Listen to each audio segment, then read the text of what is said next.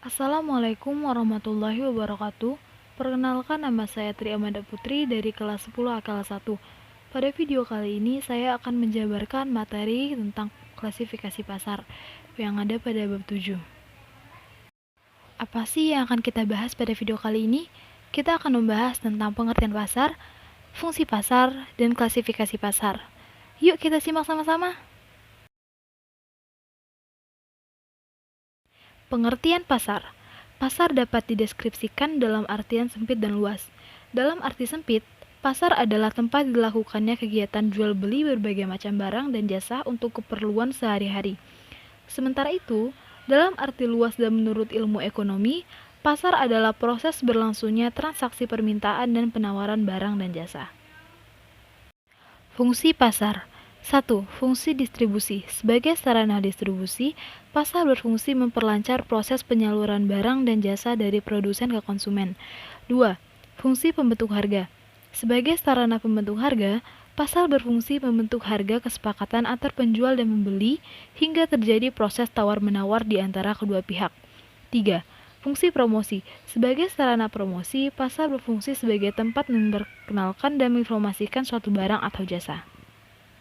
Klasifikasi pasar. 1. Berdasarkan wujudnya, yaitu pasar konkret atau nyata, yaitu pasar yang dapat dilihat secara fisik. Pasar abstrak, yaitu pasar yang tidak dapat dilihat secara fisik. 2. Berdasarkan jenis barang.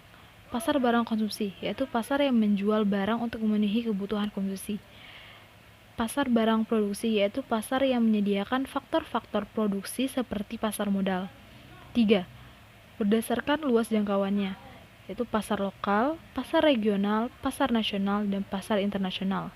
4.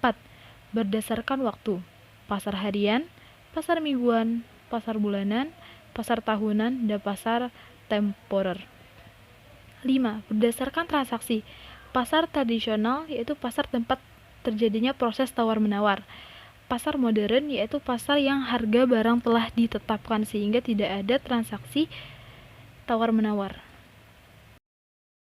6. Berdasarkan jenis dagangan. Pasar tempel, yaitu pasar yang tidak dikelola oleh pemerintah daerah tetapi berperan sebagai pasar dengan wilayah pelayanan tertentu.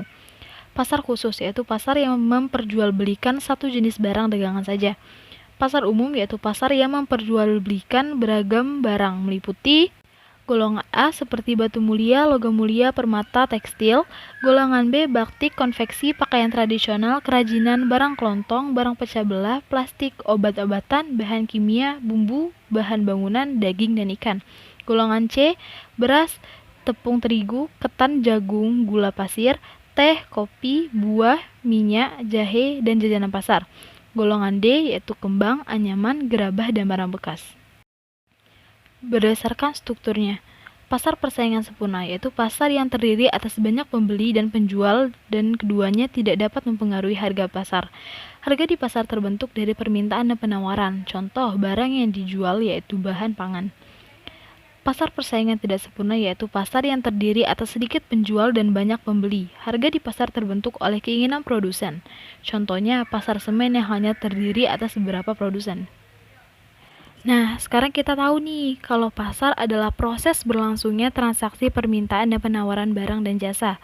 Pasar memiliki 3 fungsi, yaitu fungsi distribusi, pembentuk harga, dan promosi. Pasar juga diklasifikasikan menjadi 7, yaitu berdasarkan wujud, jenis barangnya, luas jangkauan, waktu penyelenggaraan, transaksinya, jenis dagangan, dan strukturnya. Nah, segitu dulu ya pembahasan kita tentang klasifikasi pasar. Terima kasih bagi teman-teman yang sudah menyimak. Saya ucapkan sekian dan terima kasih. Wassalamualaikum warahmatullahi wabarakatuh.